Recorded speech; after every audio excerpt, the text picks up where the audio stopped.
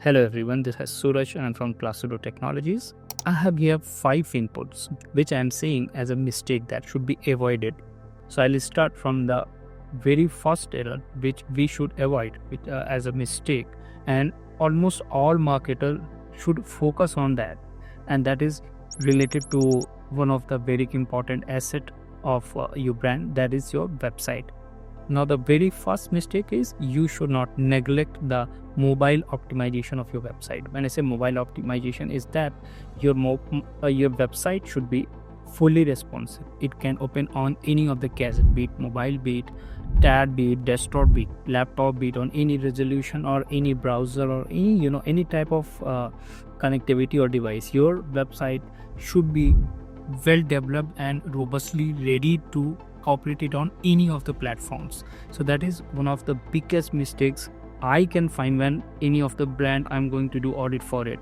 So I find this as one of the serious mistake where websites are ranking below average, like below 70 or 75 out of 100 as a score.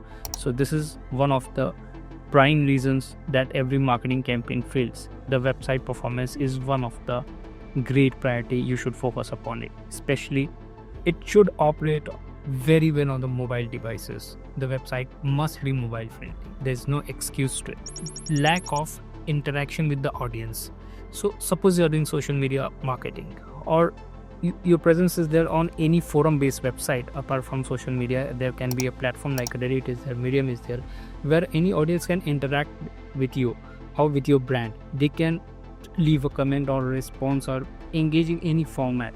But after that, they're not hearing back from you. That is a very poor thing to attract the negative sentiment from the audience.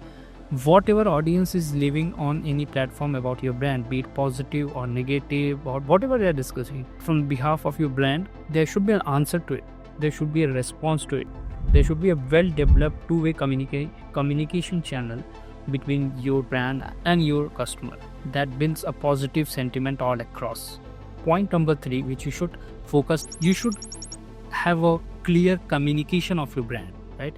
There are many stories being told around brand or around product or services, but how precise it is, how clear it is, how easy it is to understand by the audience is one of the primary factors for your marketing tone, right?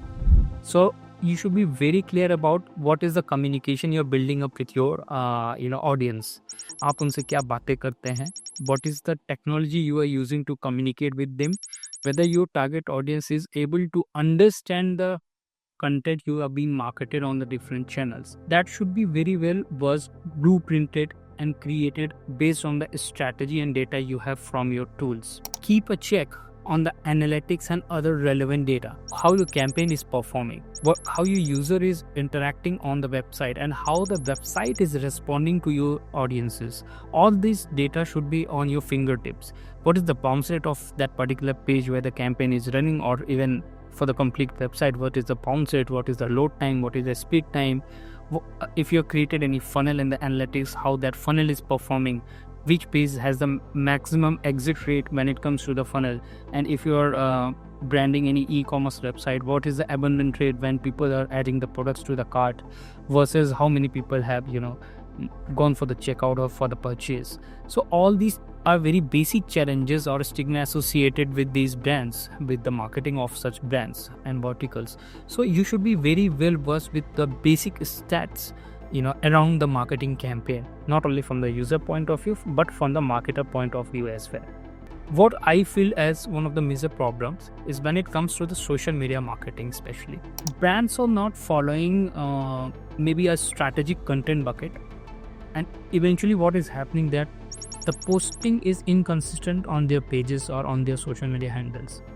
So how it is affecting your brand is that it is breaking the algorithm developed by social media platform for your content, for your type of content, which would be the correct word to say, what type of products and services you're promoting. There was an algorithm built up from the social media platforms at the back end.